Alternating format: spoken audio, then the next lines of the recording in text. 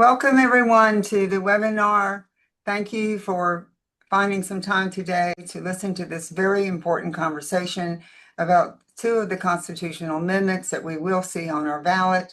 And we are particularly interested today about their impact on funding for public schools. So we're really delighted to have some experts who know a lot about this on several different roles they have in the community. First, I want to introduce Lynn Edmonds. Lynn is our communication and outreach and engagement director, and she'll be moderating today.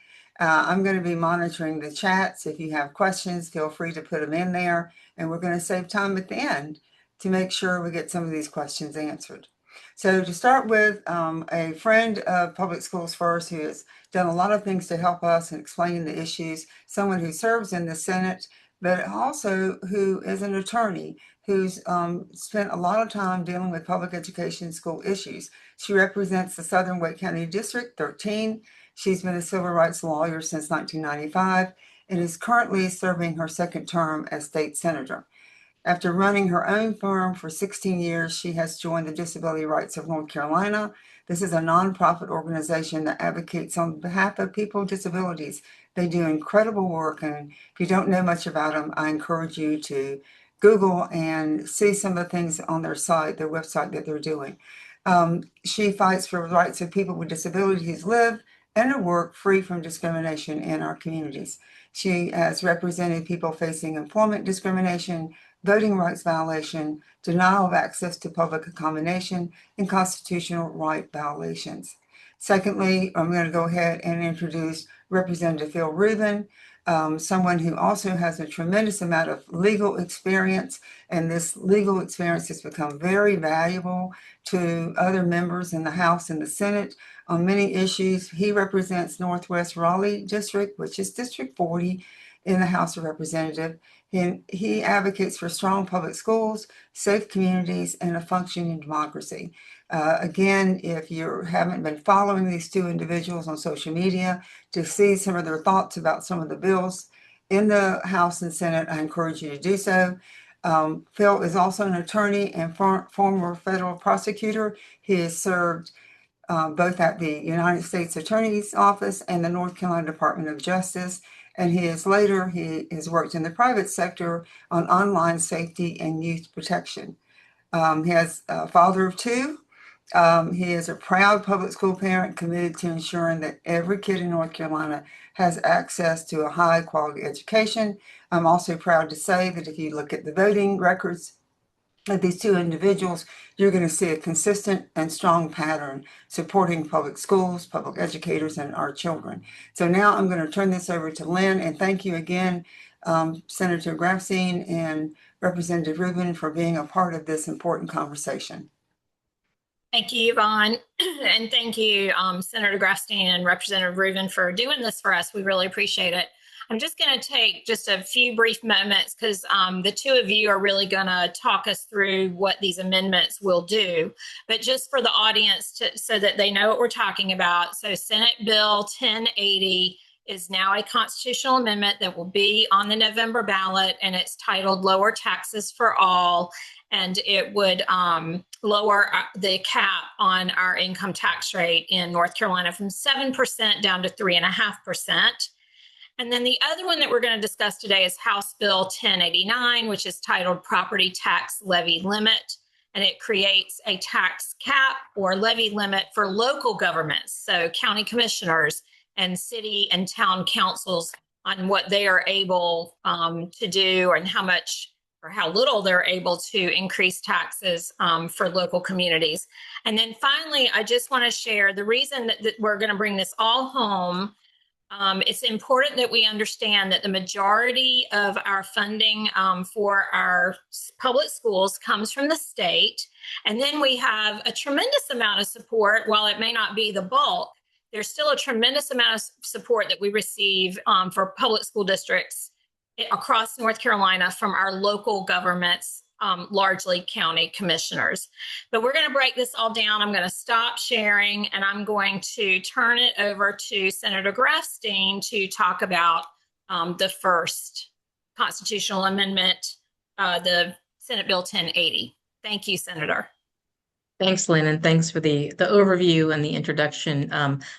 There's a lot to say about Senate Bill 1080. The bottom line of it is, and I'm not going to bury the lead. I believe that this minimum will pass. I think there'll be some groups pushing back hard to fight it, but I think it's very likely to happen. The polling is just clear that you've offered people something that appears to be a gift on their ballot, and they're very likely to vote for it. I think it is important for us to understand what's going to happen. And in public schools, I think public education is really where the rubber is going to hit the road. So I want to go Lisa, back a little can bit. I interrupt Yeah. you for a second? Mhm. I'm Yeah, sorry. sure. But You good? several folks are talking about the sound. They're Okay. getting a lot of echo. I don't know if there's any Hmm. chance that anyone has joined on the phone, or if they have joined on another place and they have two meetings and going on at the same time. If everybody would check to see um, if that's going on just real quickly. We can't control sound at our end, but if somebody has joined twice or somebody is on their phone and turned it on speakerphone, that sometimes will make an echo. And I'm very, very sorry, but we'll do the best we can. We are recording this, and we will send everyone a copy. And let's hope this goes better. And also, we can aggravate these two people and bring them back again. So. Also, the sound is okay for me as well. So the Thank. recording should be in good shape. So thank you. Thank you, Senator Grafstein. Continue. Yeah, no, and if you hear loud pitch screeching, my wife is watching her granddaughters, so that's what that is. That's not technology. Um, so I wanted to go back in history, which is maybe why Yvonne cut me off. But historically, before the Republicans took control 15 years ago, our tax system in North Carolina was different than it is now. We had the rates were a range from 6% to 7.75%. When Republicans took control, they turned it into a flat tax, essentially one tax, so that, under the federal system and under the former system we used to have, it was sort of a progressive tax structure where you had, folks paid less if they had lower incomes, or if they had middle incomes, and wealthier folks or people who made more money paid higher rates. And that's sort of traditional. But I bring this up because the flat tax will come back into play when we talk about what happens to our ability to spend. So over the course of the last 15 years, Republicans have sort of steadily decreased personal income tax alongside corporate income tax, which is set to go down to zero in 2030 from I think 6.9% 15 years ago. So it's steadily eroding that, which is also going to cut about $2 billion a year ultimately out of our budget. This is all at a time when our state is growing. 3 million more people have moved here in the last 20 years, and so the strain on services. So where we've ended up even now in the last budget cycle, which, as you all know, was 3 years ago at this point, in the last budget cycle, central staff at the General Assembly did sort of an analysis of revenue versus expenditures. And at that time, the tax rate, and I think right now the tax rate is 3.99%. It's been going down sort of steadily with sort of predetermined triggers. And it's going to go down again under the new budget, we are told, to 3.49 on January 1st. But even 3 years ago, when we were voting on the current budget or the prior budget, however you want to look at it, staff was warning that there is a structural deficit in our funding. So that means that we are going to run out of, we're going to run out of revenue before we run out of things to spend the revenue on, even based on then current spending and then current revenue sources. And we're right around the time that they were projecting that would happen. Now, so the constitutional amendment that's going to be on the ballot would freeze the top personal income rate at 3.5%, which is still it's below where we are now in a structural deficit. It will be basically where we are in January, but that will mean in the future there won't be the ability to, in an emergency or when we realize that the structural deficit is actually affecting things like all of our public services, there won't really be a means to address that gap.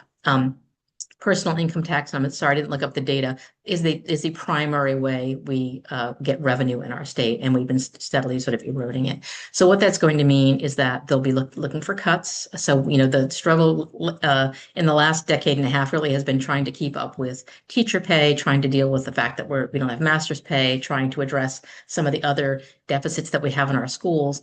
And the concern, and I think the very real concern, is that we will see not just that we're struggling to keep up with salaries and so on with growth, and inflation, but that we may see cuts because the funding sources are just going to be shrinking even as our state is growing and our ability to kind of meet the needs is eroding. So that's sort of the big picture on the personal income tax. From my point of view, and I'll be interested to hear what Representative Rubin has to say about this, I think it has the most dire long-term consequences of anything we've seen in a very long time, because it's going to tie the hands of future General Assemblies in the absence of the ability to put a constitutional amendment on the ballot to raise that limit, which is an almost impossible task. Right now it's at 7%. That passed overwhelmingly several years back, even despite folks putting lots and lots of effort into combating it. And so I don't, it's a very hard thing to ask people to raise their own taxes, especially because they don't have the full picture usually when they're going in to vote on the ballot. So the only other thing I will add about that is that the real beneficiaries of this dramatic cut to the sort of capacity for taxes are really wealthy people, right? They're the ones who had 7 3/4. If you had a really high income, you paid that rate, and now it's going to be cut a lot. And so the vast majority of funding that we're losing as a state really doesn't help middle class people. It doesn't help working class people. It's really been it's benefited largely people who really could afford to pay a little bit more to support things like public schools. And that sort of doubles down on what's going on with the corporate tax, where the corporate income tax does not benefit, or the cuts and the elimination of it, that doesn't benefit anybody in North Carolina because it's larger corporations with out-of-state shareholders. So we're just really draining money a lot from our state. And I think the push then will be that we need to raise sales tax, or we need to raise gambling taxes, or we need to do other things that really are regressive taxes, and that we're always going to be sort of on a shoestring. So anyway, that's all very depressing. I'll stop there because I know we want to have time for Q&A, and I want to hear what Representative Rubin has to say as well. Thank you so much. Representative Rubin, before I turn it over to you, I did want to make a point that I did not make in the intro, is that there was no opportunity with constitutional amendments. There is no opportunity for any governor to veto those. So audience, these will be, it's a done deal. These will be on our ballots in November. Representative Rubin, why don't you walk us through House Bill 1089? Sure. And I want to set the stage a little bit, and that requires actually talking about income taxes. And it is, as Senator Grafstein said, it is really depressing. And I would love to be able to be like, well, actually, I disagree, but I don't. I agree with everything that Senator Grafstein said, both about the impact of it and how dire it is, because it's going to be really, really hard to fix. And even though we're sort of separating these as two separate topics, they're actually really, really closely related: income tax and property tax. Because here's what's happened over the last 15 years in North Carolina.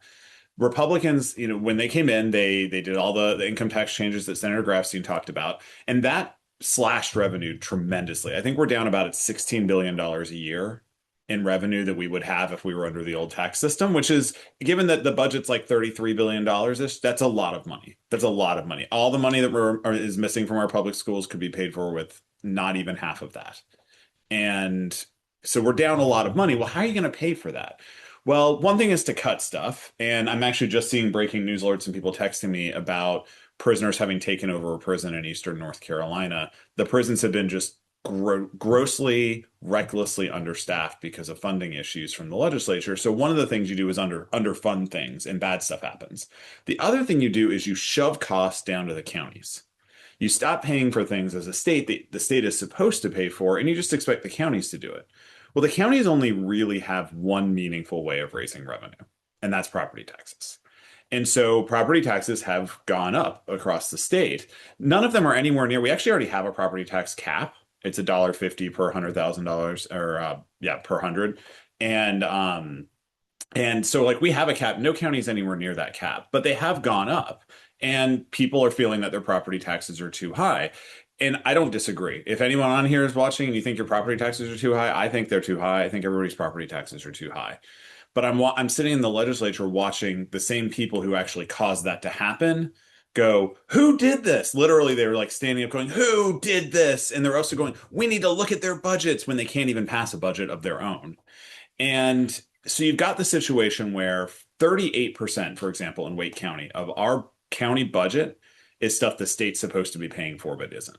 And that's a combination of things that are the state's responsibility, education funding. And then the state also loves to pass mandates on the counties. Hey, go do this, this, this, and this, and we're going to give you $0 for it. You're required to do it and spend a bunch of money doing it, but we're not going to give you any money. And that comes out as a property tax increase. It might as well just be a direct intention by the legislature to increase property taxes.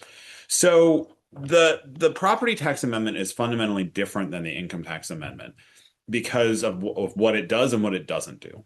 And even though I don't think it's nearly as dire as the income tax amendment, it's really insidious, and I'll tell you why. So it would put what's called a levy limit on property taxes. A levy limit isn't a cap. We already have a cap. Like I said, a levy limit is essentially a cap on how fast it can grow in a given year. Now, why do I say it's insidious? Well, it doesn't actually put a levy limit. It says that the legislature must pass a law to set a levy limit. And what it doesn't mention is we could already do that. We could do that right now. We could pass a levy limit this week if we wanted to. So why aren't we doing that? Well, the constitutional amendment is what you would do if you wanted to look like you were doing something without actually doing it. And so on the one hand, it's easy to write that thing off as silly and fake, and it is silly and it is fake. On the other hand, what I think is going to happen is when after the election is done, we're going to come back, and if the amendment passes, they're going to say we have a mandate from the people to put the world's harshest levy limit on these counties. They're out of control, and a really tight levy limit could destroy county government. It could lead, and I'm not exaggerating, I really try not to be prone to overstating things, to firing cops and firefighters and closing schools. Because at the end of the day, you have people moving into a county like Wake. When people move in, it's great. They bring revenue, right? But they also bring costs. They bring kids who are going to be in your schools. They bring cars that are going to be on your roads. And if we don't have the ability to adjust property taxes to grow with that, it'll be absolutely devastating. And when you combine the two, so income tax causes the state to continue this process of dumping costs down to the counties, of failing to pay for things that it's supposed to pay for, like basic public safety stuff. Counties now don't have any ability to cope with it, and what you will get is long-term rot in North Carolina. Just straight up rot. Things will decay to the point of collapsing, and all of this for what? The average North Carolinian from Republican tax cuts on your income tax gets about $14 a month. $14 a month for your average income.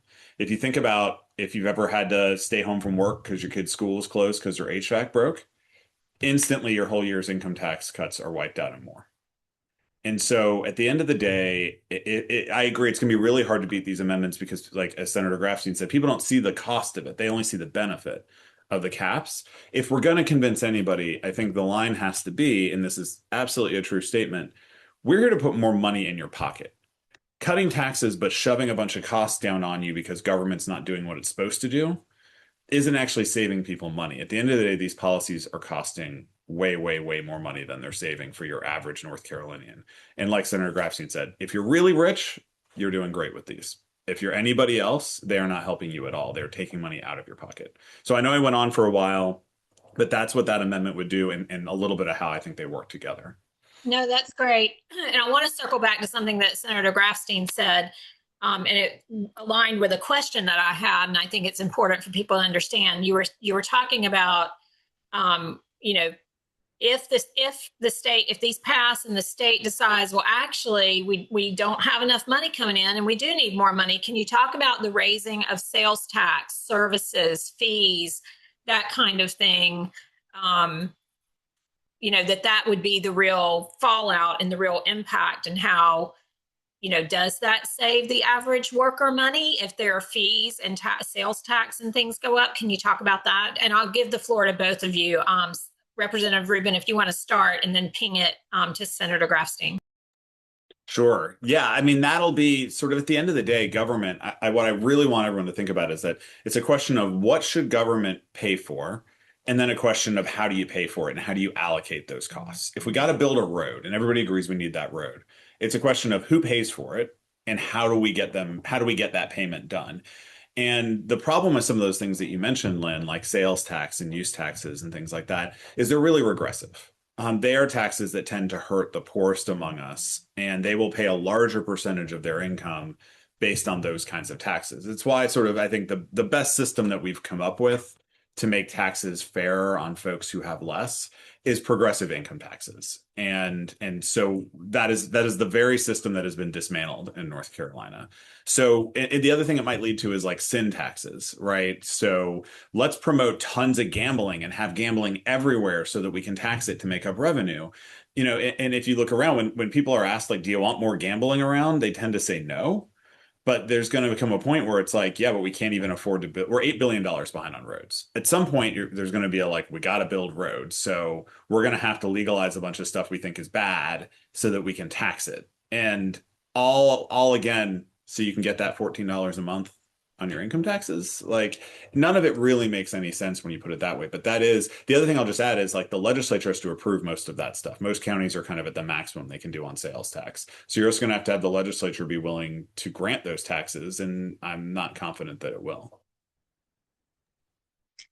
Yeah, agree with all that and great points about the kind of the scope of it and the legislative control, especially. The other thing I would just mention about things like sales tax is that it's very kind of subject to recessions. People stop buying things. Sales tax really fluctuates. Like in the worst of times when you need revenue, sales tax is a terrible way to be trying to raise revenue. And again, it hurts people at the worst possible time. The other thing I would say about the sin tax, people have different views about whether gambling should be legal or not. And I voted no on sports betting, whatever. But like when you start tying more and more of your revenue to taxes, and that my understanding is an increase of the taxation on sports betting is going to be in the budget to try to make up some of these gaps. But when you do that, it makes it harder then to regulate, right? So right now, it's becoming clearer and clearer that like having a little sports book on your phone is addictive and bad. Like so we could try to put parameters around that, and some of us tried to when the bill was going through, that would prevent certain kinds of addictive things and put limits on how much people can lose in a day, that sort of thing. But it gets harder and harder to do that if that's a key source of your revenue. So it really takes us down the wrong path. And it also, we pride ourselves on being the best state in the country for business, putting aside how we are for workers. But if you are not, if you're lowering the personal income tax, like all those jobs that you're bringing here that are supposed to be bringing revenue in, bring that much less revenue. And if you're then increasing sales tax, then you're really you're making it harder and harder to kind of balance the way we try to grow and to manage that growth in a way that makes sense and that values bringing high quality jobs to the area, because there's no longer the tax base that goes with it, essentially.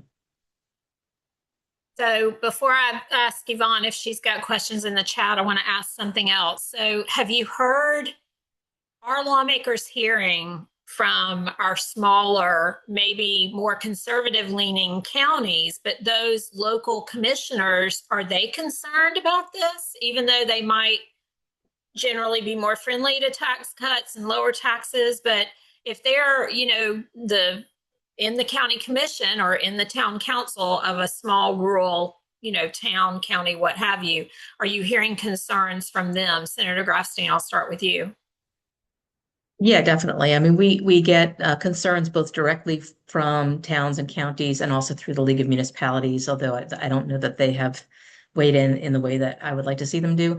But there's also, there's an article out there in the Mountaineer, one of the papers out west, about a meeting of the Haywood County commissioners, and not a liberal county, not a left-wing county, where the commissioners were basically mocking Raleigh, mocking Republicans in Raleigh, and saying essentially, they like to beat their chests and say they lower taxes, but then it passes it down to us because they are feeling it. They're the ones getting pushed back as well on property taxes.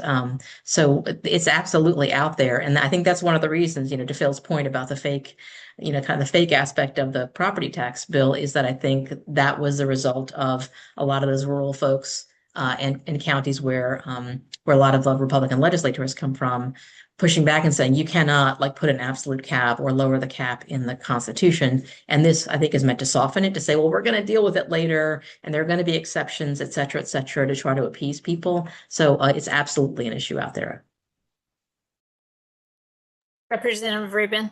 Yeah, just agree with all that. And just to add that, these are the biggest employers. Public schools are the biggest employers in a lot of those counties. And the Wake County, at least, for example, has been able to cope with a lot of the underfunding.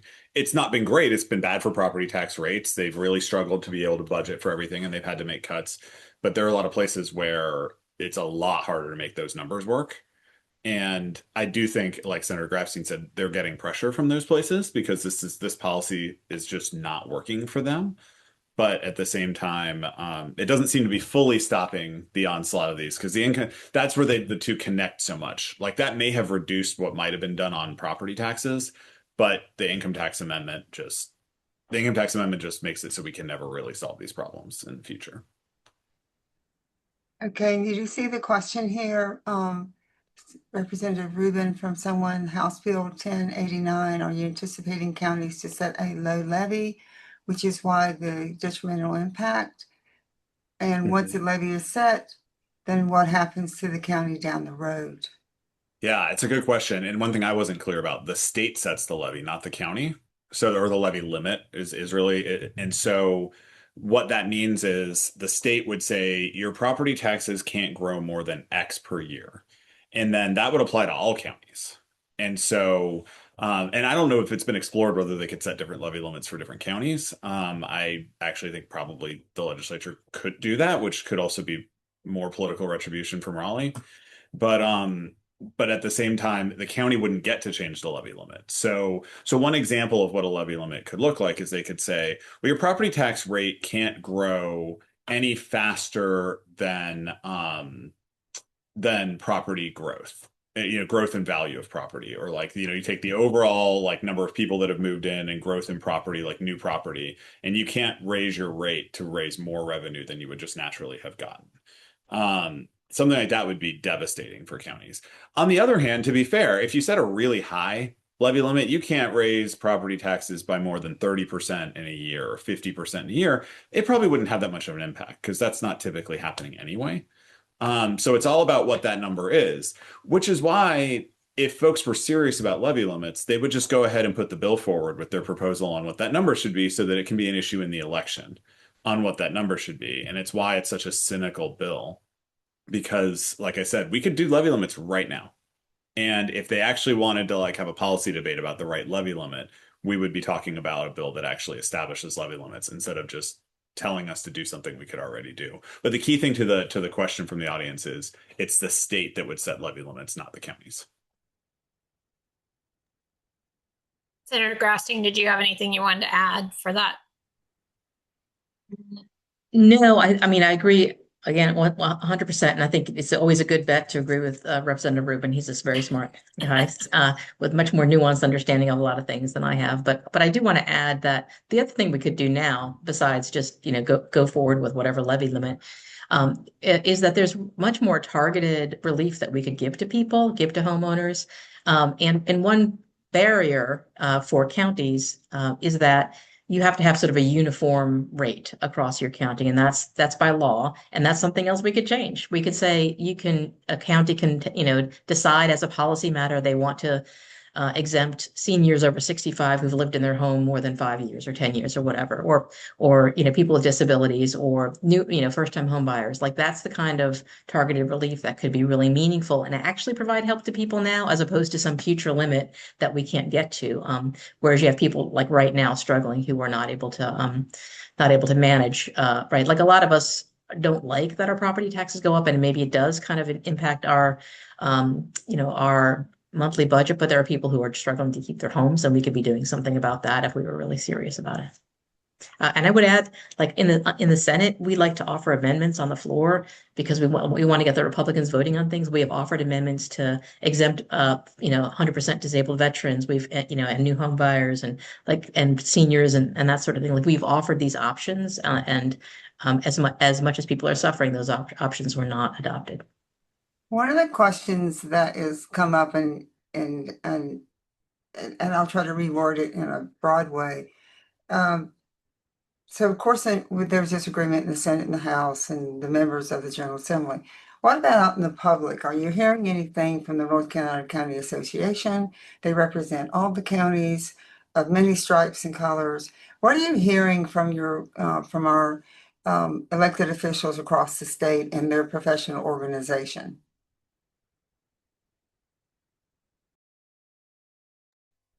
Yeah, I'll start. I'm trying to think if the county commissioners have sent us anything. Maybe Representative Rubin knows. Sometimes we'll get something from their legislative folks. A lot of times, the efforts are really behind the scenes because they don't want to lose political influence by being public on some things. But I don't know that we've gotten a formal anything recently. I know this has been sort of dragging on for a little while. I think earlier in the session, we did get some communication from the Association of County Commissioners, but I also went to the Association of County Commissioners. They have a conference every year and they have a dinner and talked to a lot of folks from different counties, again, some that are pretty red, who are very vocal and clear about the problems that they're seeing. So this is not, you don't get the sort of the excuse making I thought we'd get from some folks on the right, but as far as the Association of County Commissioners, my assumption is, and I believe that they were working behind the scenes to prevent the worst of the possible amendments that could have happened, and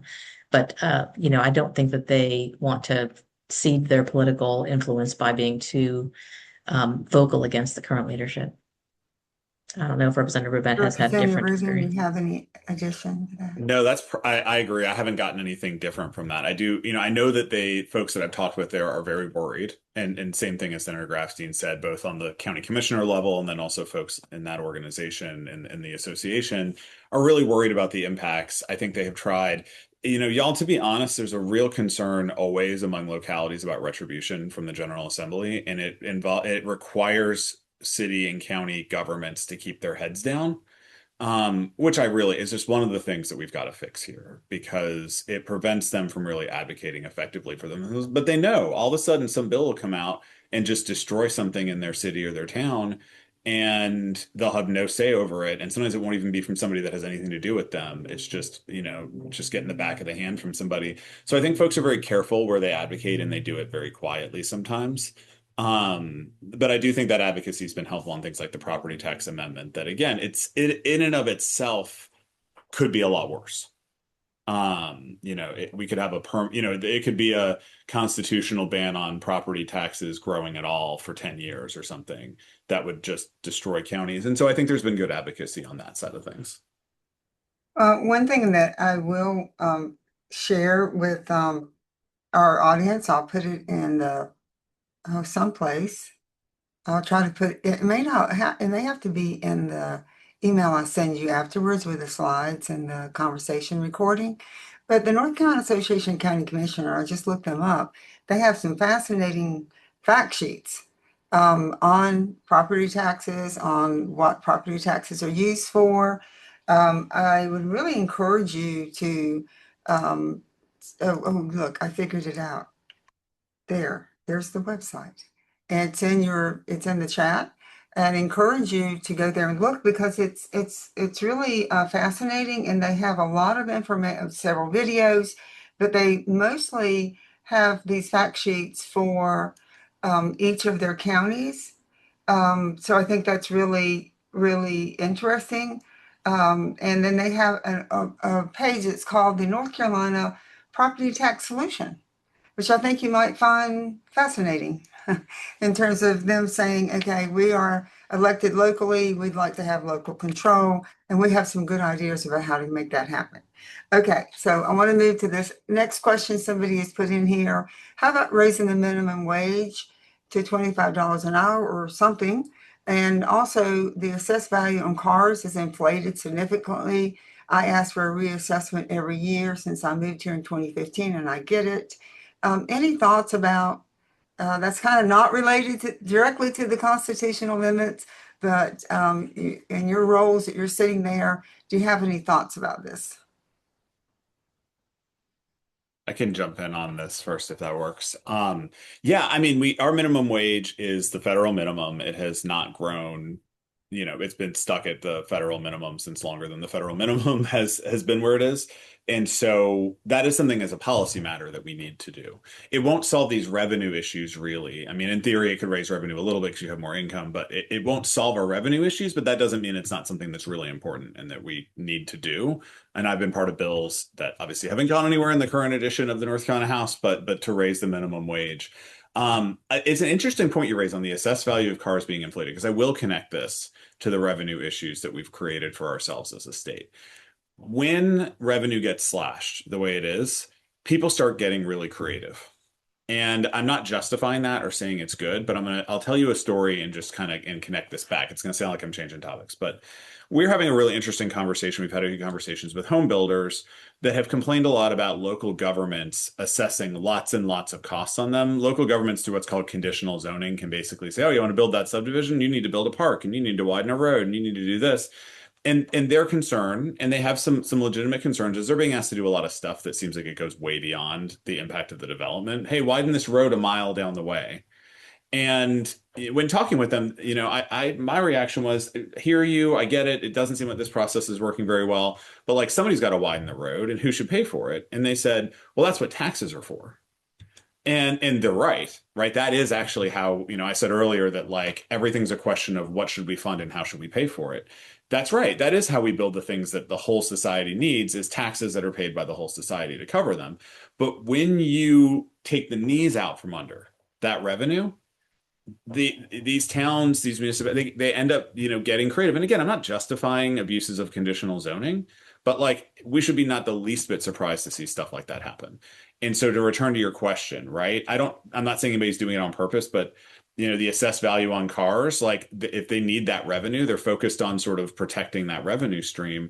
And what we really want to get to is a place where all costs are assessed accurately and we're getting the funding we need in a way that is principled and it makes sense and it allocates the burdens of society on folks that we've considered are the right way to allocate it. And yeah, I do think that that's generally going to mean that wealthier folks will pay a higher share. But like right now, yeah, your inflation, the value on your cars, you shouldn't have to fight it every year, and we should fight to make it accurate.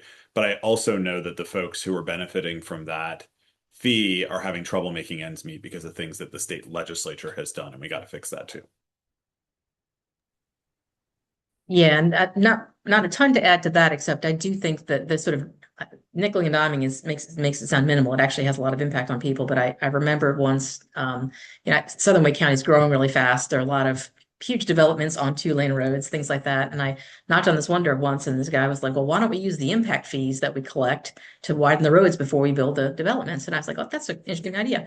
I went back and researched. The General Assembly does not let local governments impose impact fees, right? Okay, you can agree or disagree, but to Phil's point, like there are a lot of things that the General Assembly really is micromanages local governments in terms of how they tax, who they tax, when they can collect fees and things like that, that make it really difficult and is subject in a lot of ways to sort of that vindictiveness or like that targeted, approach. But like it really is, we're a Dillon state, and they like to say that a lot. This is a Dillon state, which means the General Assembly controls what local governments can do.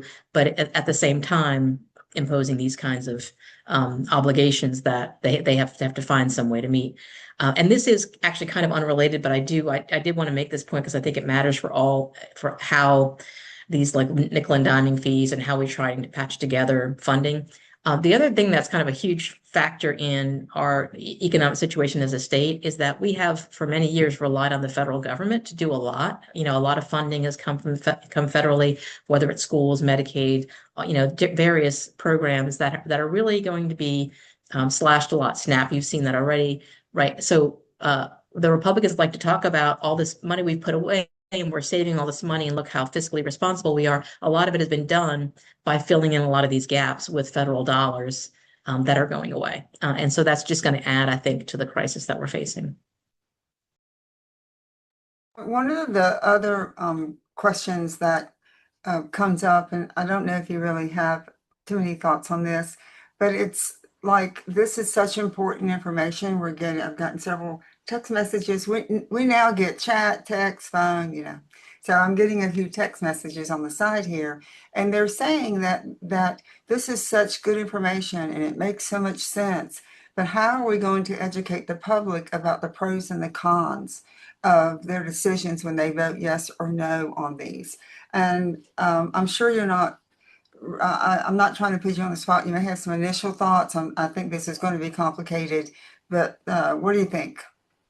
Yvonne, if I may add, that was one of my questions is, help us with messaging, because we know it's going to be hard to defeat these. Senator, you were very blunt in your intro, they're probably going to pass, especially the state, income cap. But we've got to get to some, very targeted, direct, easy to understand messaging. So what are your thoughts? I liked Phil's idea about the $14. I think bringing that home for people in that way is really helpful, helping people understand what you're actually voting for.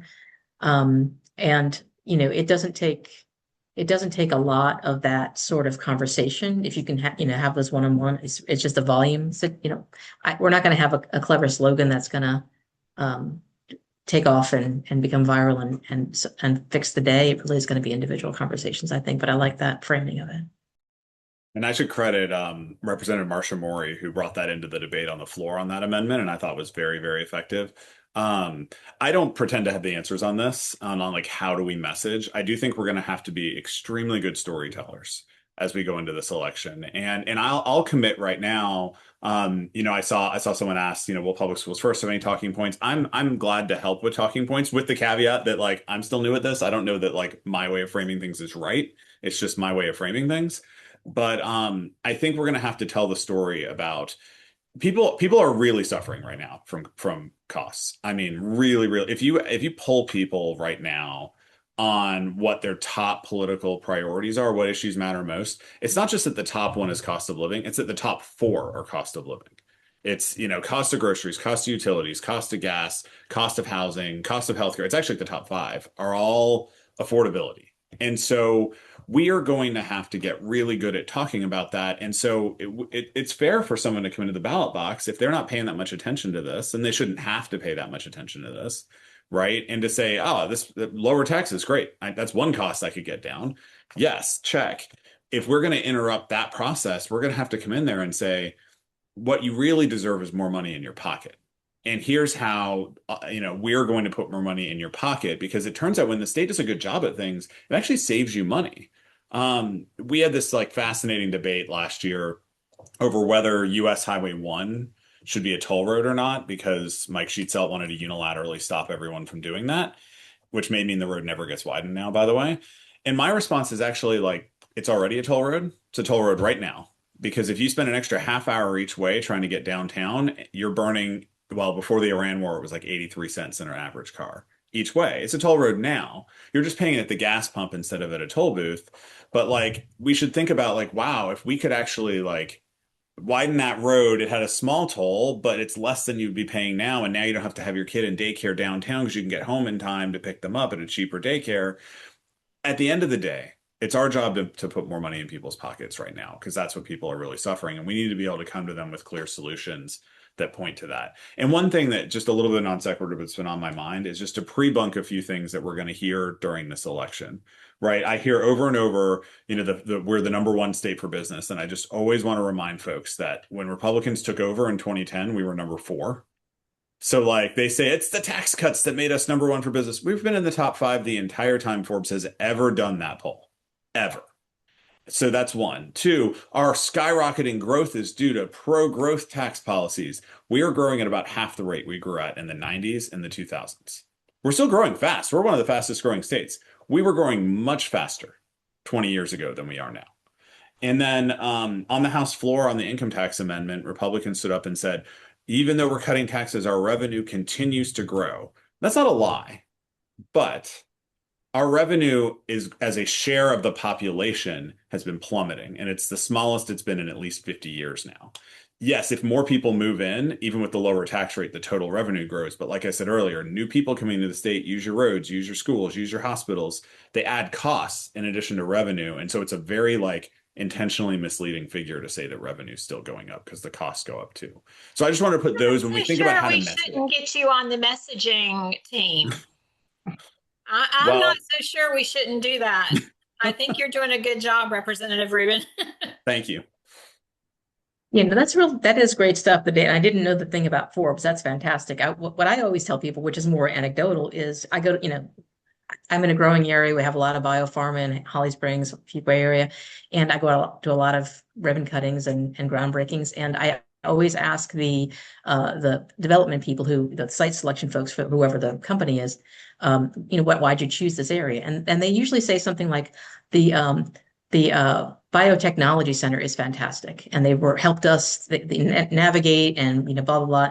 And nobody ever mentions taxes. Nobody ever mentions right to work or the minimum wage or anything like that. They talk about the infrastructure that's been built here to bring businesses in. And they say that the best time to plant a tree is 20 years ago. And the second best time's now, but the best time to have started the biotechnology center is 40 years ago because it was Jim Hunt, right? This has been a process over the course of decades to get us to where businesses are coming here, not because a few dollars they were saving anyway. So I'm trying to emphasize Phil's point with an anecdote or a set of anecdotes, but I think it's a really critical one. This is a good state to come to. People are going to come here. And I have to also say, as somebody who really is, sort of labor lawyer, kind of pro labor perspective, companies, I love when they come here. It's great. They bring jobs, but we act like they're doing us a favor. They're coming here because they want to make money, right? And you don't hire people to do jobs out of the goodness of your heart. You do it because you're going to make money from it, and you need the labor. So I think we have to stop underselling kind of ourselves as a state. Sorry, thank you for coming to my TED Talk. And somebody pointed out that there's many surveys, and Raleigh City has put out a few of those that show that there's a whole bunch of quality of life issues that have nothing to do with if you're paid the lowest corporate rate in the country or not. They have to do with public schools and the quality of air and water and the beautiful opportunities for beach and mountains and tons of family-friendly kind of variables. And Lynn knows personally that when folks start talking about moving to Wake County as an example, they want to know, like, where are the parks, where are the libraries, where are the schools? Because this is what we want for our children and our grandchildren and our employee, or as an employer, we want our employees to have these amenities. So I think it's a complicated question. The last thing I would like to get just a minute of your reflections on, when you said the information about the $14, is there any way, if you have any of that kind of information that you could share with us or a link to it, we would like to put that in the comments when we send it out, and we'd like to share that, maybe even put it in our newsletter, because that's a really kind of an interesting figure. And we do know in Wake County, some years ago, there was a campaign to increase public school funding. And the whole campaign was around, it's the same price as a small pizza. Is it worth a small pizza a month to really invest in having the best schools in the South? And by the way, everybody said yes. But so sometimes those slogans that are simple like that do resonate. So, Lynn, do you have any other questions on your list? And I'm looking through the. I do. I have one final question, and you may not be able to answer it, but do we have any examples of other states where this kind of tax, situation has occurred, whether or not it was in a constitutional amendment? Isn't really the point. But do we have some warning signs of what this is going to look like? And can you talk about that just a little bit before we close? Yeah, I can jump in with a couple. There are a few states that have no personal income tax. And so Texas is one, Florida's one, Tennessee is one. In some cases, they better prepared for that than we have. And in other cases, they'll demonstrate what our future will look like. property taxes and sales taxes are extremely high in Texas. They're really high. And that shouldn't be any surprise, right? Like that is what happens when you slash your revenue from income taxes is you're going to have to find it somewhere. And so what's a unique, I think, and curious, Senator Grafstein, if you've seen anything different, is a state that simultaneously is saying income taxes should be really low, but also property taxes can't go up as a result. That's a weird way to to try and sort of limit both ends. It's like you get to sort of it's going to pop out somewhere else. And but I know that states in Florida, for example, has a lot of their government. They have over years, they saved a lot of money and endowed it to fund functions of their government. If we had endowments that were bringing $10 billion in revenue a year, yeah, we could reduce other revenue sources potentially. We haven't done that. We don't really have that. And so other states have seen that they have to get the money somewhere. And that North Carolina, I've always say this, like I love North Carolina. It's my favorite state. I'm so glad I live here. It is actually not magical. It is subject to the same fiscal rules that everywhere else is. And if you destroy our revenue, then, it's going to pop out somewhere else. Before you leave, several people have said, explain the $14 reference once again. That kind of slipped by. And I brought it up again, so they want to know more details. Yes. Okay. So I can get the source for all this, but it's that an average family in North Carolina saves, I want to say, depending on which source you look at, it's like $100 to $180 a year on the income tax cuts that Republicans have put into place. So divide that out by 12 and you get to 14. Depending on whether you take the low range or the high range, it might be like $10 a month or it might be like 15, but that $14 figure comes from those numbers. I can find the source because I was on State Lines talking about this issue and I vetted it really carefully before going in there. So I can find that. But that's where it comes from.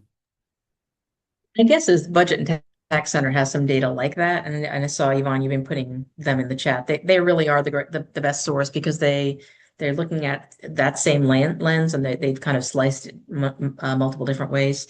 The only thing I would add is and I'm trying to think it was Kansas. I'm trying to remember now. There's some state that went through this whole process of we're just going to decimate our own tax base, and was it Kansas?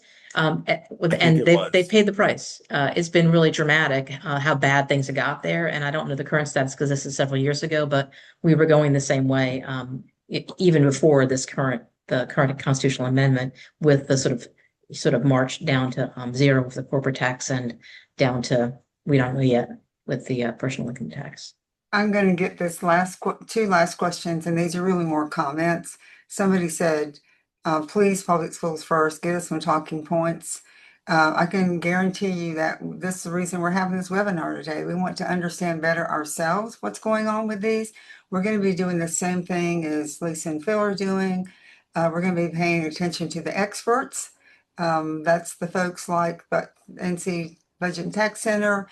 It's the folks like the Department of Commerce. There's several state agencies that are also reporting information about this and about the fiscal cliff that we're facing. The Office of Management and Business, we're going to be looking at that. And then finally, we want to be looking at what the public's saying. There will be a lot of polling going on this summer, you can imagine, and we will do everything in our power to capture that information and share it with you. And then the last question, someone said they're giving all these billions of dollars to private school vouchers. Isn't that illegal? And unfortunately, it is not. This is a policy decision made by the elected members of the General Assembly.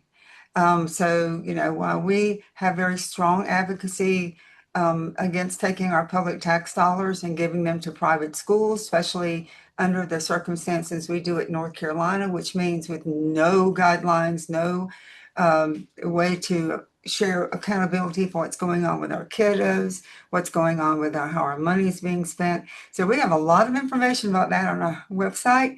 I encourage you to go to publicschoolsfirstnc.org and look under vouchers and this kind of information. We also have a county profile data where you can click on that and go to a public Google Drive we've created that has lots of information about your county things on public school funding as well as taxation and those kind of things. So thank you, everybody. And Lynn, I will turn it back over to you. I think we are going to have to stop on the questions and answers. Yeah, so this is just, this is like a fraction of the headlines that we saw this spring as school districts were struggling with funding, including Wake County. And it was a painful budget season, and these amendments are not going to help at all. And we will talk about this. So our main message, and we are, as a 501c3, we are allowed at Public Schools First NC to take positions on issues. And our position is vote no on both of these amendments. And we will be, gaining momentum and getting that word out. And for whoever asked, to please develop talking points, this is just our first conversation. We know that we are going to have to talk about this through the summer into the fall as early voting gets started. This is just conversation number one for Public Schools First. We know that this messaging has got to continue through the summer, and we may have you guys back. But we thank you so much for joining us and giving your time today. And thank you to all of our audience members. This is how you can find Public Schools First NC. And we'll be happy to connect you with these two lawmakers or help you find your own representative. Again, these amendments are already on the ballot. They can't be undone, but we're happy to get you in touch with Senator Grafstein and Representative Rubin for these great talking points and questions. And we encourage you to sign up for our newsletter and watch for more. And we thank you for joining us today.